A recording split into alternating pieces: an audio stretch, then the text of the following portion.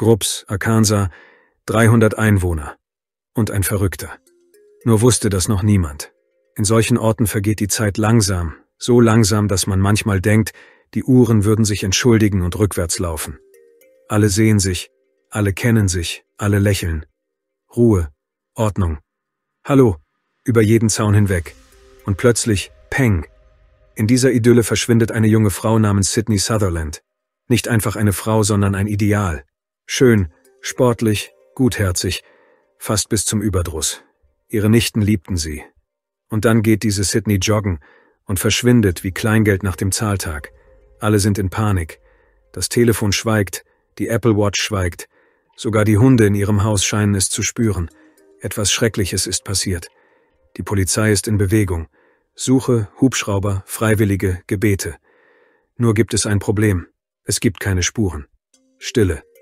Und Stille ist bekanntlich die beste Tarnung für Monster. Und dann taucht er auf. Der Farmer des Jahres, Ehemann und Vater, ein angesehener Mann, ein Heiliger. Und dann, zack. Er ist der Grund für diese ganze Geschichte.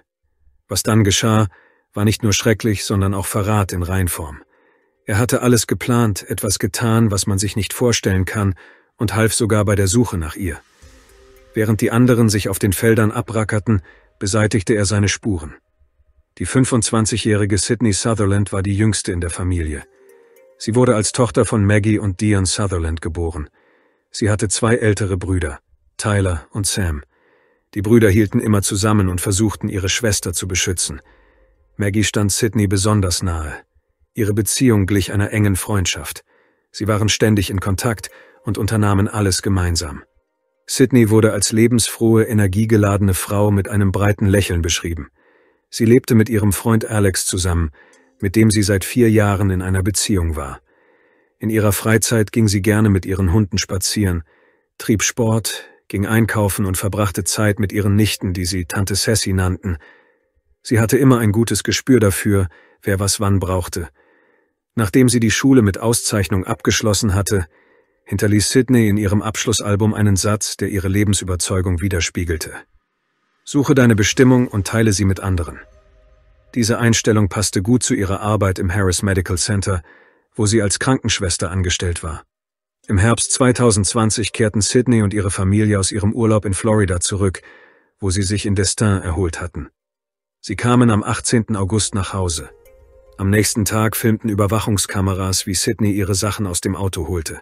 Sie trug Sportkleidung und kam gerade von einem etwa einstündigen Training zurück. Nachdem sie ihre Sachen nach der Reise ausgepackt hatte, fuhr sie zu ihrer Mutter, um ihr die Post zu geben. Danach wollte sie nach Hause fahren, etwas Süßes backen und joggen gehen. Maggie versuchte ihre Tochter davon zu überzeugen, sich nicht zu überanstrengen, aber Sport war ein fester Bestandteil von Sydneys Leben. Selbst nach dem morgendlichen Training konnte sie nicht auf ihren Lauf verzichten. Es war ihr Weg, ihre Gedanken zu ordnen. Nach einem kurzen Besuch bei ihrer Mutter kehrte sie nach Hause zurück, schaltete ihre Apple Watch ein und ging nach draußen. Gegen 14:30 Uhr bis 15 Uhr sah ein UPS-Lieferfahrer sie auf dem Abschnitt der Highway 18 zwischen Newport und Grubbs. Er erinnerte sich gut an die junge Frau, da auf diesen Straßen fast kein Verkehr war. Um sie herum gab es nur vereinzelte Bauernhöfe und Häuser, menschenleere Gebiete. Ein paar Stunden vergingen und Alex begann sich Sorgen zu machen. Sydney meldete sich nicht. Er rief ihre Mutter an, aber sie hatte nichts von ihr gehört, seit Sydney das Haus verlassen hatte. Das Telefon blieb stumm, die Nachrichten auf Snapchat wurden nicht gelesen und auch auf SMS kam keine Antwort. Das war ganz und gar nicht typisch für Sydney. Sie konnte nicht einfach verschwinden, ohne sich zu melden. Die düstersten Gedanken kamen ihm in den Sinn. Vielleicht hatte sie sich irgendwo verletzt. Oder vielleicht war etwas Schlimmeres passiert. Grubbs war nie für eine hohe Kriminalitätsrate bekannt. In solchen Gegenden kam so etwas praktisch nie vor. Aber als es dunkel und kalt wurde, begannen die örtlichen Strafverfolgungsbehörden aktiv zu werden. Bereits um 7 Uhr morgens des nächsten Tages schlossen sich Mitarbeiter des Sheriffs von Jackson County, der Strafvollzugsbehörde von Arkansas, der Verkehrspolizei, des US Marshals, des FBI und einiger anderer Behörden der Suche an. Während einer kurzen Pause unterhielt sich Sydneys Mutter Maggie mit einem Bauern namens Quake, der mit ihr zur Schule gegangen war und einige Jahre älter als sie war. Auch er erinnerte sich, dass er sie auf der Straße hatte joggen sehen. Seiner Aussage nach war damals nichts Verdächtiges aufgefallen. Sydney sah normal aus, keine Anzeichen von Verletzungen, keine Spuren einer Verfolgung. Der letzte Ort, an dem Sydney gesehen wurde, war die Landstraße Nummer 41. Das war ihre übliche Joggingstrecke. Jetzt fuhren dort ständig Autos hin und her. Die Menschen durchkämmten das Gebiet in der Hoffnung, sie zu finden und nach Hause zu bringen. Hubschrauber kreisten über den Feldern und am Boden waren Suchteams unterwegs. Sicherheitskräfte aus verschiedenen Teilen des Bezirks und des Bundesstaates taten alles in ihrer Macht Stehende. Laut Sheriff David Lucas war der UPS-Fahrer der Letzte, der Sydney gesehen hatte. Sie war in der Nähe ihres Hauses, mal gehend, mal laufend. Seitdem gab es keine Spur mehr von ihr. Die Ermittler schlossen keine Möglichkeit aus. Sydney hatte ihr Handy dabei und anhand der Signale des RT- und T-Betreibers konnte man den ungefähren Bereich bestimmen, in dem sie sich befunden haben musste. Dies wurde mit den Aussagen von Augenzeugen abgeglichen. Genau auf diesen Bereich konzentrierten die Suchteams ihre Bemühungen. Sie durchsuchten Felder, prüften jeden Reifenspurenabdruck, jedes plattgedrückte Gras, jede Spur von Wendemanövern. Einer der Anwohner, White Brown, schloss sich an seinem freien Tag der Suche an. Er sagte, er könne immer noch nicht glauben, dass so etwas in ihrer ruhigen, ländlichen Gegend geschehen sei. Er hoffte, dass seine Hilfe, ebenso wie die Bemühungen anderer Freiwilliger, Ergebnisse bringen würde. Hinter dem Suchgebiet wurde eine Einsatzbasis eingerichtet, von der aus alle Maßnahmen koordiniert wurden. Laut Sheriff Lucas gab es bislang jedoch keinen ernsthaften Hinweis. Die Polizei bat alle, die Sydney gesehen oder etwas Verdächtiges bemerkt hatten, sich beim Büro des Sheriffs von Jackson County zu melden. Sydney hatte ihr Handy und ihre Apple Watch mitgenommen. Das Signal ihres Handys bestätigte, dass sie sich in der Nähe des Ortes befand, an dem sie zuvor von Quake und dem UPS-Fahrer gesehen worden war. Am nächsten Tag wurde ihr Handy auf dem Boden gefunden, etwa 400 Meter von ihrem Haus entfernt. Es war unversehrt und unbeschädigt. Die nächsten Tage verliefen angespannt. An der Suche beteiligten sich bereits rund 300 Freiwillige. Trotz des riesigen Einsatzes wuchs die Unruhe weiter. Sydney war zierlich, etwa 160 Zentimeter groß und wog weniger als 50 Kilogramm. Wenn jemand ihr Schaden zufügen wollte, wäre das kein Problem gewesen, vor allem auf einer einsamen, kurvenreichen Landstraße. Maggie, die verzweifelt jeden Meter entlang der Straße auf den Knien absuchte, fand schließlich eine kleine weiße Perle. Sie erkannte sofort, dass es sich um einen Teil des Armbands ihrer Tochter handelte. Während die einen die Felder und Straßen absuchten, organisierten die anderen Gebetsgottesdienste und Treffen. Sydneys Verschwinden brachte das Leben in dieser Stadt buchstäblich zum Erliegen. Am Freitag, dem 21. August, wurde die Suche schon am frühen Morgen fortgesetzt. Die Polizei gab bekannt, dass sie mehreren neuen Spuren nachgehe. Und nur wenige Stunden später wurde bekannt, dass es einen Verdächtigen in diesem Fall gab. Seine Identität wurde zunächst nicht preisgegeben, doch der Mann wurde in das Gefängnis von Jackson County gebracht. Später am selben Tag war Sydneys Verschwinden nicht mehr nur ein Vermisstenfall. Es wurde bekannt, dass ihre Leiche in einem flachen Grab auf einem Feld unweit des Suchgebiets gefunden worden war. Die Gerichtsmediziner stellten als Todesursache mehrfache Verletzungen durch stumpfe Gewalteinwirkung fest. Sheriff David Lucas gab zu, dass dieser Fall für ihn besonders schwer war. Er kannte Sydneys Familie persönlich und hatte sie aufwachsen sehen, da sie zusammen mit seinen Töchtern zur Schule gegangen war. Die Stadt war erschüttert. Nur wenige Tage waren vergangen, seit Sydney joggen gegangen war und nicht zurückgekehrt war. Die Menschen versammelten sich, erinnerten sich an sie und versuchten, ihre Erinnerung lebendig zu halten. Für sie blieb Sydney eine strahlende, gütige, einfühlsame und fröhliche junge Frau. Sie suchte keine Anerkennung, war aber immer da, wenn Hilfe gebraucht wurde. 2 Stunden nach der Tragödie gab die Polizei den Namen des Verdächtigen bekannt. Es handelte sich um den 28-jährigen Quake Lewin, denselben Mann, der Maggie zuvor erzählt hatte, dass er Sydney beim Joggen gesehen habe. Er beteiligte sich an der Suche, war in sozialen Netzwerken aktiv, drückte sein Beileid aus und umarmte sogar Sydneys Mutter. Sein Verhalten erweckte damals keinen Verdacht, aber später wurde gerade er als an der Tragödie beteiligt identifiziert. Als Quake Maggie während der Suche umarmte, spürte sie, dass etwas nicht stimmte. Trotz seiner äußerlichen Unterstützung hatte sie das seltsame Gefühl, dass er etwas verbarg. Später erinnerte sie sich, dass sie dieses Gefühl der Unruhe nach der Umarmung nicht mehr losgeworden war. Kwake-Luin war verheiratet, ein lokaler Farmer in 3. Generation, zog 3 Adoptivsöhne groß, bewirtschaftete mehr als 2500 Hektar Land und war in der Gegend sehr bekannt, auch bei der Familie Sutherland. Seine Familie war 2016 sogar zu den Farmern des Jahres des Bezirks Jackson gekürt worden. Die Behörden bestätigten, dass Kwake-Luin und Sydney sich kannten. Sie waren über Facebook befreundet, obwohl der Grad ihrer Nähe nicht offiziell geklärt wurde. Er erregte die Aufmerksamkeit der Polizei, als er auf der Wache erschien und erklärte, dass er möglicherweise der Letzte sei, der sie lebend gesehen habe. Sowohl er als auch sein Vater willigten freiwillig in eine Durchsuchung seines Pickups ein. Am selben Tag entdeckten die Ermittler Blutspuren auf der Ladefläche.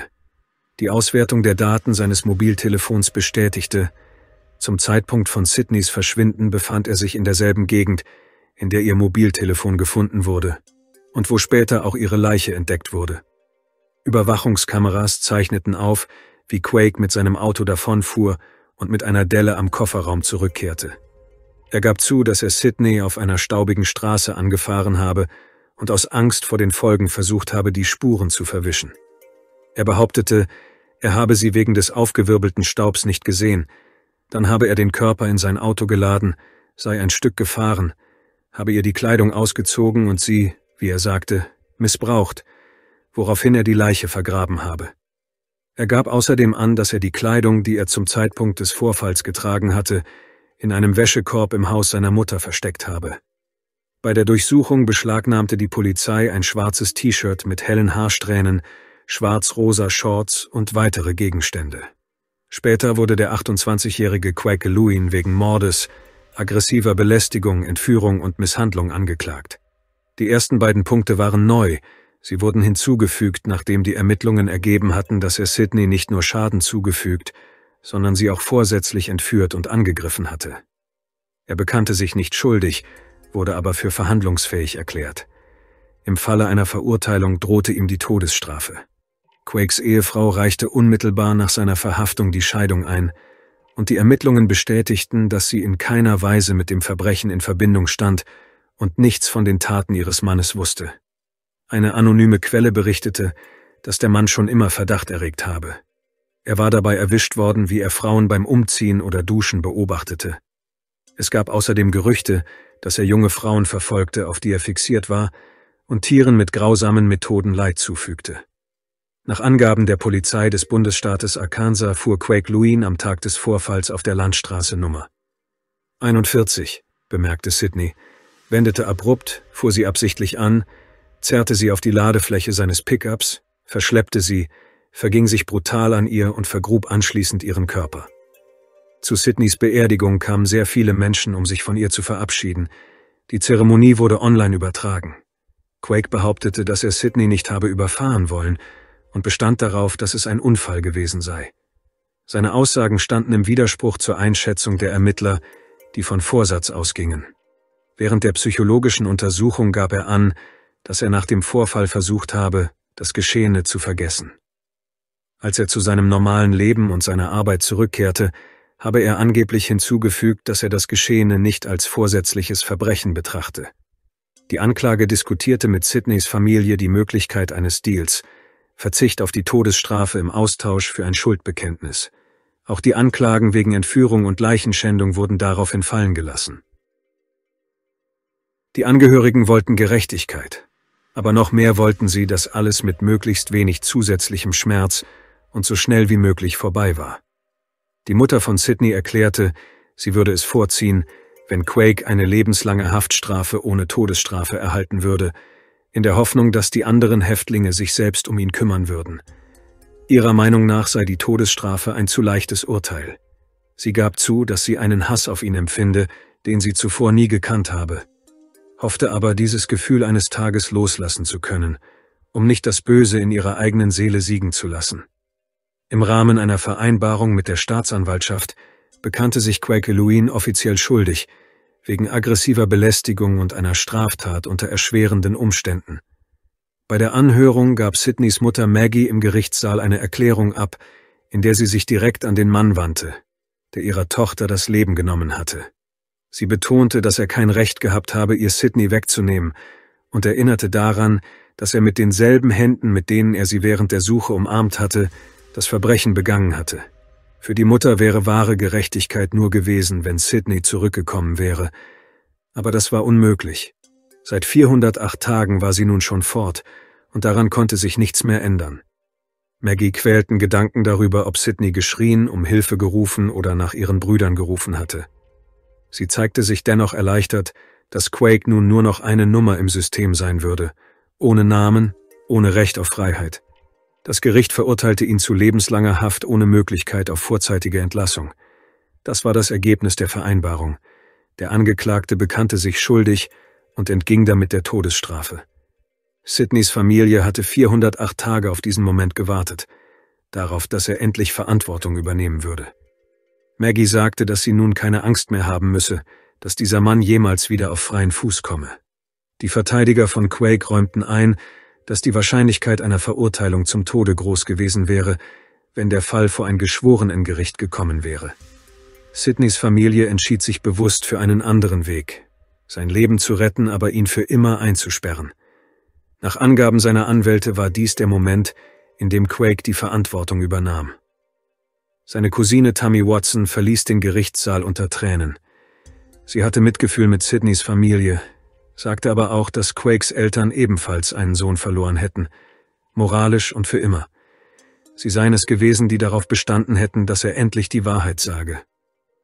An diesem unglückseligen Tag war Sydney auf einer Straße joggen gegangen, die sie seit ihrer Kindheit kannte. Alles sah normal aus. Nichts deutete auf ein Unglück hin. Doch wenige Augenblicke veränderten alles und zerstörten das Leben vieler Menschen. Heute wird ihr Andenken bei Laufveranstaltungen geehrt, bei denen die Teilnehmer Kleidung in ihrer Lieblingsfarbe rosa tragen. Eine dieser Veranstaltungen heißt Finish Sydney's Run. Es ist ein jährlicher Lauf, an dem Menschen aus dem ganzen Bundesstaat teilnehmen und sich gegenseitig in den sozialen Netzwerken markieren, um das fortzusetzen, was Sydney geliebt hatte. Jeder, der diese 13 Kilometer läuft, erinnert sich an die junge Frau, das nicht von seinem Lauf zurückgekehrt ist. Ihr Geist scheint über diesen Straßen zu schweben, über jedem Teilnehmer, über jedem Repost. Sydneys Geschichte lebt weiter und inspiriert andere. Die Überführung an der Kreuzung der Highways 76 und 167 wurde zu ihrem Gedenken umbenannt. Die weiße Perle, die Maggie während der Suche gefunden hatte, ist nun Teil eines Armbands an ihrem Handgelenk. Die Familie Sutherland gründete eine Stiftung zum Gedenken an Sydney. Außerdem wurde ein Stipendium für Studierende der Arkansas State University eingerichtet, die sich der Medizin verschrieben haben, Sydneys Berufung. Ihr Geist ist nach wie vor in der ganzen Stadt spürbar.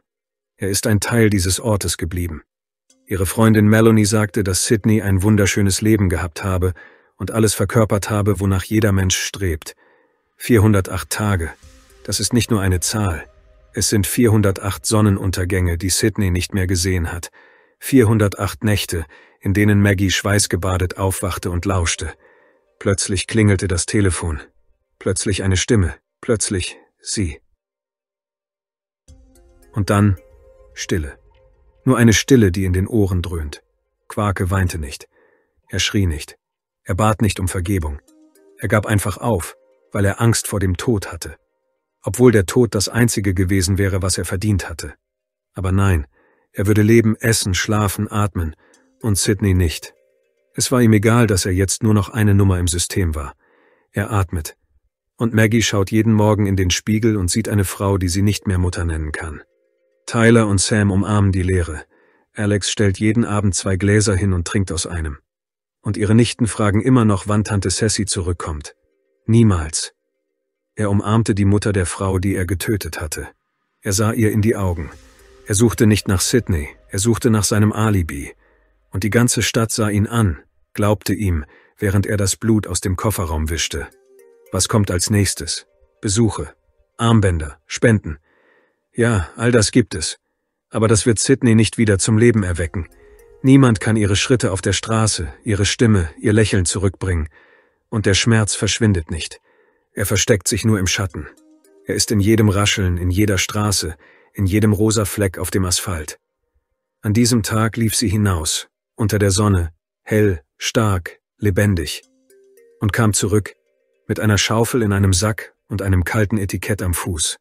Grabs schweigt. Die Stadt glaubt nicht mehr an das Gute.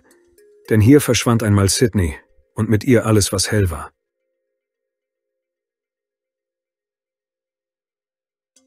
Danke fürs Zuschauen und passen Sie auf sich auf.